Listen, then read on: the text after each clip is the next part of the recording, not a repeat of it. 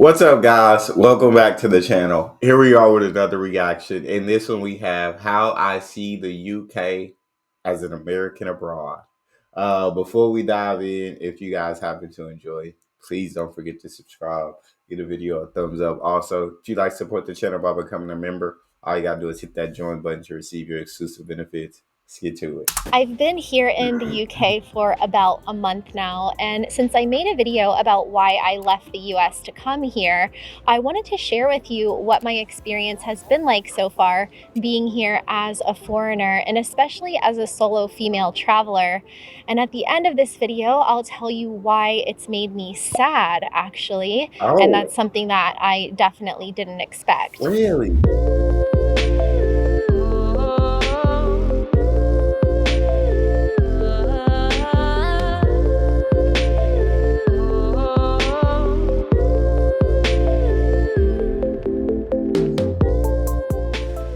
The first thing I noticed when I got here was the weather, and it's either been really good, like today, or really bad, like cold, gray, rainy. And being from Florida, that's been something that's been pretty hard to adjust to. It's something I was expecting for sure, but definitely the first month I was here was basically cold and rainy. And so Manchester was really living up to the weather hype, but I'm really happy that we're going into summer, and right now it's sunny and like 65 degrees Fahrenheit, so it feels just like winter in Miami where I was living before. 65 degree. You can't beat that.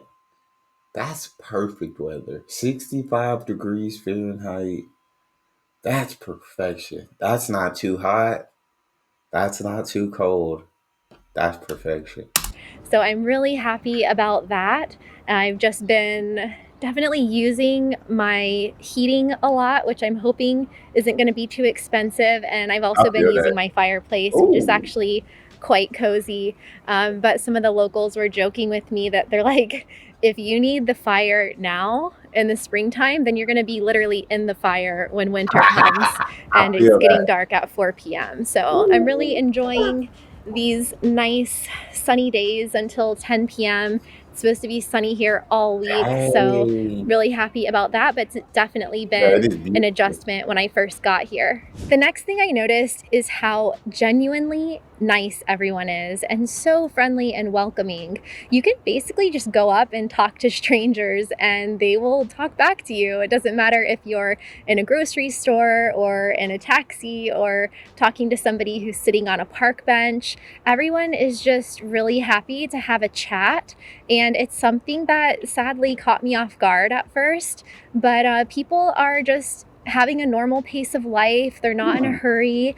And the guy who delivers your food, or I had a handyman over at my house and he was talking to me about his daughter and his side hustle as a wedding photographer.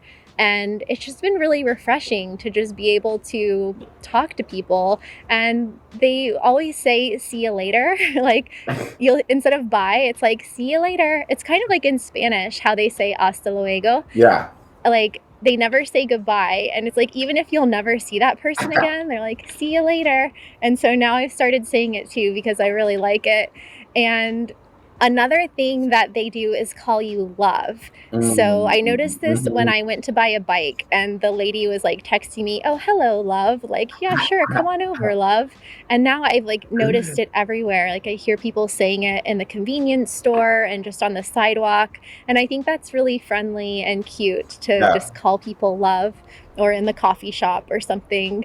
I've also noticed this with dating, which I feel is like I get the conversations because we kind of have the same thing in the US where you can kind of almost go up to anybody and start a conversation and chat and like that's just how it is. Do small talk and everything. Like I've been approached many times, whether it was for small talk, whether it was to ask a donation for something, whether. But sometimes people just like to talk, and I guess I just got a approachable face because more times than not, I've probably been approached more times than I wanted to be approached. But I'm never disrespectful. I'm never mean. I'm always, hey, if you approach me and start a conversation, I'll conversate with you. I'll smile. We'll have a good conversation. but I don't go out necessarily wanting to conversate because I'm introverted, and then conversating with strangers is like an extroverted type of thing. So I can do it, but I prefer to keep to myself. Something that I think merits its own separate video, but my experience so far has been quite positive and a breath of fresh air. I've noticed that guys here seem genuinely interested in getting to know me and talking to me and like asking you questions Respect. versus my experiences a lot in the US Ooh, have consist some of bad like ones. just kind of not very engaged text messages or Ooh, the pressure to move things along very fast or I basically feel just a that. hookup culture. And although True, I'm sure that that exists here as well, I haven't true. experienced it yet. It's been quite the opposite. I've had guys send me like 5 minute long voice memos asking me questions about just all sorts of things. And so I feel like the friendliness of the people has extended from just acquaintances and chit chat into dating and relationships. Something that caught me really off guard is actually how much it feels like a Yeah, community I here. would say for sure the U.S. there is a huge hookup culture. So I just think she's got that on the she hit that nail on the head. Um, but 5 minute voice message, yeah, I've never sent a 5 minute voice message. That's why at that point we may as well just talk on the phone. Like, what are you doing? Like, let's get on the phone and talk because talking for five. How much questions can you ask in a 5 minute voice message, and then that person's got to remember all the questions and answer. Talk on the phone. I don't know. But I am glad that she found a spot where people are actually interested in love and not just interested in a hookup culture or anything like that, or disengage when it comes to texting. Right? Because in my eyes, everybody should have love. Love is an amazing thing. Here. There are people who've been living here their entire lives, and many of them in the same neighborhood, not even moving to a different side of town. And if there's people that went away for school, most of them came back, or at least the people that I've spoken with here. And I've actually been embarrassed a couple times by asking people, like, oh, where are you from? And they're like, well, what do you mean? Like, what side of town am I from? Because everyone's from here. And where are you from Ooh. originally? So Adam's from here Yeah, from this originally, area, yeah. yeah. And I'm from a little town called St Helens near Liverpool. And I think that's a good sign that people really like living here. And also, it's a sign of a strong community and a True. healthy community. True. And I just feel kind of like a weirdo because I'm from a place that's so transient, from Florida and from South Florida. And many of the people around, it's like you ask them where they're from as part of small talk and getting to know someone, because there's so many tourists, there's so many people from different countries, and there's so many people that weren't born there, but they moved there later in life. So that's been something that really surprised me, but it was a pleasant surprise. So it I seems feel like that. everyone is friends here, unless you're rooting for the wrong football team, though. And Mm. I haven't really taken sides yet, so I'm going to try to remain neutral. Do your But best. another thing I've noticed that you can actually see behind me here, I'm walking in front of the BBC buildings, and it looks like a yellow honeycomb. And this is one of the things that I have learned while being here, is that like their mascot here in Manchester is the bee, like a worker bee. And from what people have told me, it became a symbol of unity after the bombings here a few years ago. And so you'll see like bees everywhere. You'll see a bee statue, you'll see bees on straws for your drinks, you'll see bees on signs, bee-shaped sponges at the store in the cleaning aisle. Like there's bees everywhere, and I feel like every city should have a mascot. One thing that I've really liked is being in a foreign country where English is the first language, I because feel like having a strong sense of community is a great thing. I don't think I've ever had that in my 29 years in the U.S. A strong sense of community. When I was a kid growing up, I guess I mean we had the neighbors who were like some of my. Actually, I guess I did have a decent community because I had neighbors across the street who I'd go out and play with. I had neighbors 2 houses down. I had neighbors 10, 15 minutes. not neighbors, people 10, 15 minutes, friends 10, 15 minutes away. We'd all go meet up at the park. It was a strong sense of community among the children and growing up because we were all good friends. We all played together and everything. I would say in my adult life, I've had my circle of friends, but I've never been in like a strong sense of just a community where everyone cares about one another and everyone's got your back and everyone knows everyone. I've never been in that. I always feel a little bit guilty if I don't know the language. I don't know, maybe you feel the same way. I do speak Spanish, fortunately, and so Mm. whenever I travel to Spanish-speaking countries, that makes it a lot easier.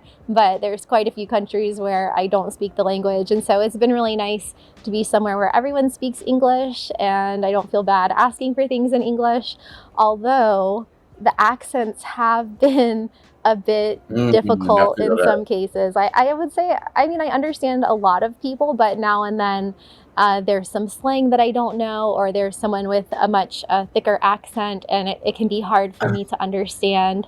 But the good news is that people seem to like American accents, and I really like British accents, so it works out pretty well. Same. But one day I was actually outside on the sidewalk picking up some trash, and one of my neighbors walked by and he asked, what was I doing? And I couldn't understand what he was saying, but he was basically asking me if I was trying to feed the horse that lives across the street. And he kept saying like house or Haas, or I could not tell what he was saying. He had to say it like 7 times before I was like, oh, horse. And so there's been a few miscommunications I that feel that. way, but I have noticed quite a variety of accents around here. And so it seems like different neighborhoods and different towns and villages and other nearby cities, people will have a different accent. So that's been pretty interesting, but I'm still happy that we're all speaking English. There's also I would quite say a definitely some strong accents over there in the UK. For videos I reacted to, to me personally, from what I've seen, the hardest seems like it would be Scottish accent. It just seems difficult. It's thick, it's strong, it's tough to understand. Scottish, I guess that Northern Ireland's a part of the UK, right? That'd be a little bit tough. I feel like Glasgow. It's not the toughest, but definitely got a strong accent. I can't really think of any more, and I'm sure there are a lot more. But let's keep the video going. What do y'all think? bit of slang here, which I have been Googling. And I learned that grafting means working hard, Yeah, and mad as a bunch of frogs means funny. So if you man, know that's a bunch any of other frogs. slang words from All of Northern them. England, then let us know in the comments below. It's also been really nice to live in an actual neighborhood and not in a touristy area or Mm. some kind of tourist hotspot. And that's something that I was specifically looking for when I came here. But when I actually got here and started feeling settled, I realized like how often I've been in touristy areas, whether it was in Portugal or Croatia or Greece. And it really hit me when I wanted to send a postcard to my mom for Mother's Day and I couldn't find postcards anywhere. I was like, oh my God, I'm in a place with no postcards, and was But kind of no trying to remember the last time postcards. that happened, if ever, when I was traveling. And I asked this guy that was working in a mall, and he's like, nope, I haven't seen a postcard around here No, ever. Not at the post office, not at card stores. And so I think that's a real clue that you're just in a regular local area. yeah. Also, when you get a reaction from people about, like, whoa, American accents, because they're so rare. And I literally haven't heard another person speaking with like a US accent since I've gotten here. So it has been nice to be in just a normal area and be able to observe Yeah. and participate in the daily normal life in a foreign country, and I'm really enjoying that.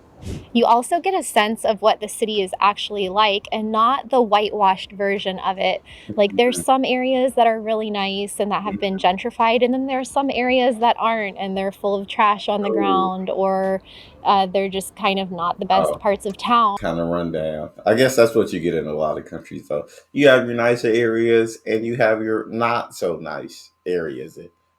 That's just life. And a lot of times in tourist areas, you only see the nice parts. Yeah. So it has been really refreshing to just be in like a very diverse city with lots of diverse neighborhoods, and in the suburbs where, yeah, it's just life as usual, and they're not like putting on a front or trying to Yeah, create this little like Disney World paradise for the tourists. I've agreed. also found myself adopting more British customs, which I find kind of funny and endearing. Like, I've been drinking more tea lately, but that's also because I don't have a freezer in my house. I only have a refrigerator, which is something that I never thought to ask That about. is You know, like you wild. might ask, oh, No is there a washer and freezer? dryer? Is there a dishwasher? But you wouldn't be like, is there a freezer? Now Mm-mm. I know Europeans don't like ice that much, but come on.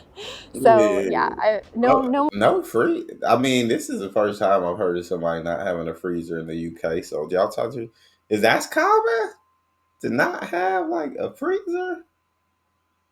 Like, is she talking about like a separate like deep freezer, or like just it ain't on the refrigerator? It ain't no freezer portion on it. more iced coffee for me. It's too cold and I don't have a freezer. So I have been drinking more tea.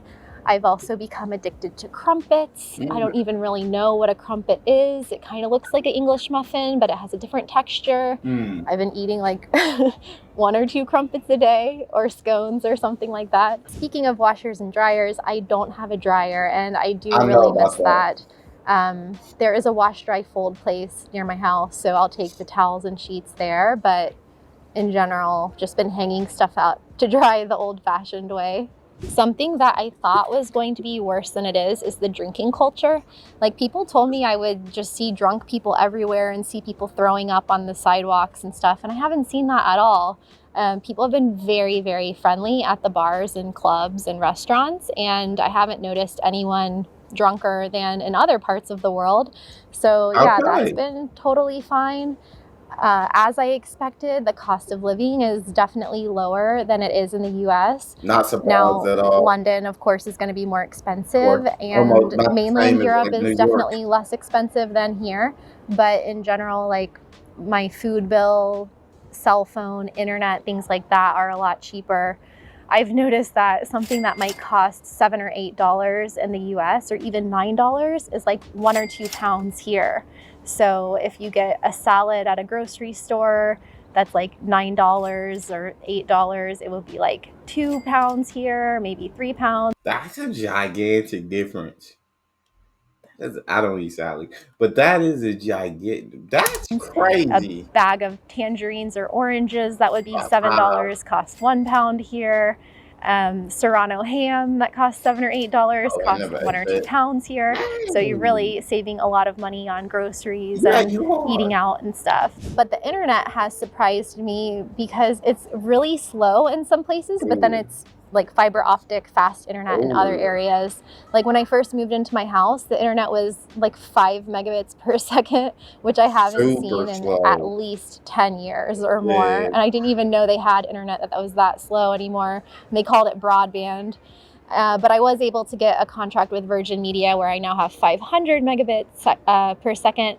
But it is pretty expensive. It's about £50 per month. And the minimum contract you can get here is 18 months, like maybe 12. dang. And if you cancel it, you do have to pay this like big cancellation fee. You gotta pay like for the internet. You gotta do a contract.